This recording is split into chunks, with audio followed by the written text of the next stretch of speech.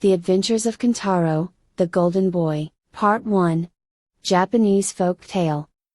Long, long ago there lived in Kyoto a brave soldier named Kintaro. Now he fell in love with a beautiful lady and married her. Not long after this, through the malice of some of his friends, he fell into disgrace at court and was dismissed. This misfortune so preyed upon his mind that he did not long survive his dismissal. He died, leaving behind him his beautiful young wife to face the world alone. Fearing her husband's enemies, she fled to the Ashigara Mountains as soon as her husband was dead, and there in the lonely forests where no one ever came except woodcutters, a little boy was born to her. She called him Kintaro, or the Golden Boy. Now the remarkable thing about this child was his great strength, and as he grew older he grew stronger and stronger, so that by the time he was 8 years of age he was able to cut down trees as quickly as the woodcutters. Then his mother gave him a large axe, and he used to go out in the forest and help the woodcutters, who called him Wonder Child, and his mother the Old Nurse of the Mountains, for they did not know her high rank.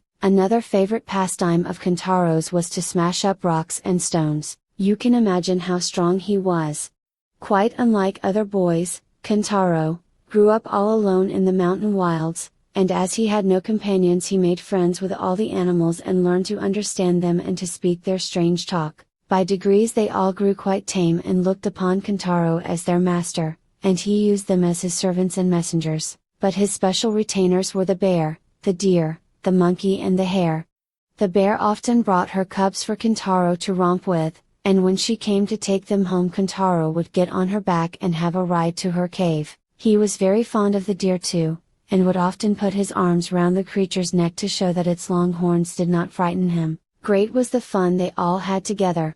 One day, as usual, Kintaro went up into the mountains, followed by the bear, the deer, the monkey, and the hare. After walking for some time uphill and down dale and over rough roads, they suddenly came out upon a wide and grassy plain covered with pretty wild flowers. Here, indeed, was a nice place where they could all have a good romp together. The deer rubbed his horns against a tree for pleasure, the monkey scratched his back, the hare smoothed his long ears, and the bear gave a grunt of satisfaction. Kintaro said, "Here is a place for a good game. What do you all say to a wrestling match?"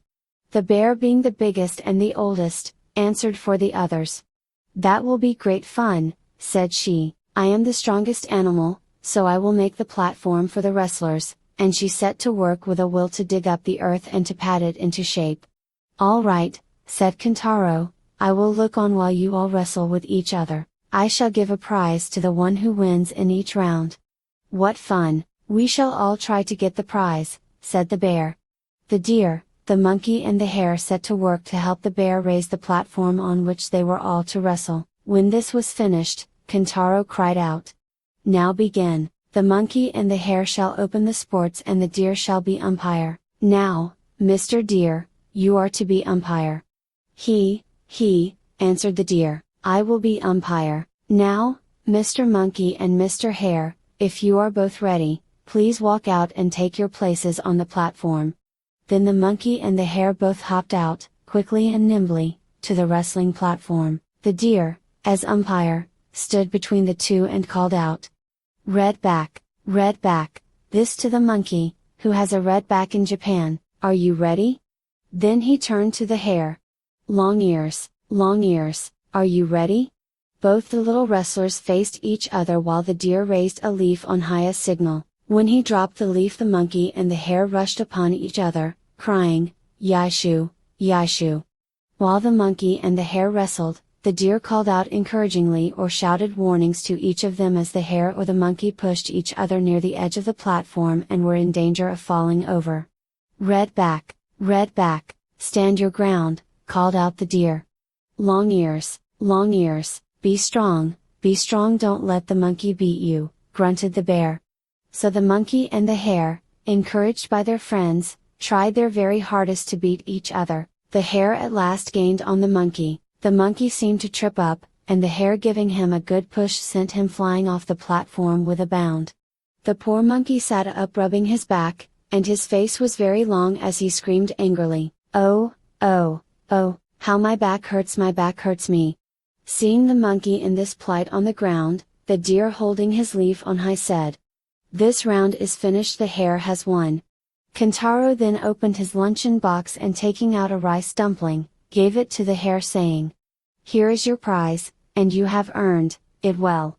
Now the monkey got up looking very cross, and as they say in Japan, his stomach stood up, for he felt that he had not been fairly beaten, so he said to Kintaro and the others who were standing by, "I have not been fairly beaten, my foot slipped and I tumbled, please give me another chance and let the hare wrestle with me for another round." Then Kintaro consenting, the hare and the monkey began to wrestle again. Now, as everyone knows, the monkey is a cunning animal by nature, and he made up his mind to get the best of the hare this time if it were possible. To do this, he thought that the best and surest way would be to get hold of the hare's long ear. This he soon managed to do. The hare was quite thrown off his guard by the pain of having his long ear pulled so hard, and the monkey, seizing his opportunity at last, caught hold of one of the hare's legs and sent him sprawling in the middle of the dais. The monkey was now the victor and received a rice dumpling from Kintaro, which pleased him so much that he quite forgot his sore back.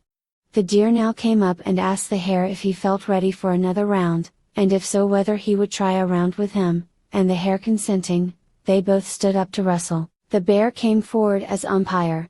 The deer with long horns and the hare with long ears. It must have been an amusing sight to those who watched this queer match. Suddenly the deer went down on one of his knees, and the bear with the leaf on high declared him beaten. In this way, sometimes the one, sometimes the other, conquering, the little party amused themselves till they were tired.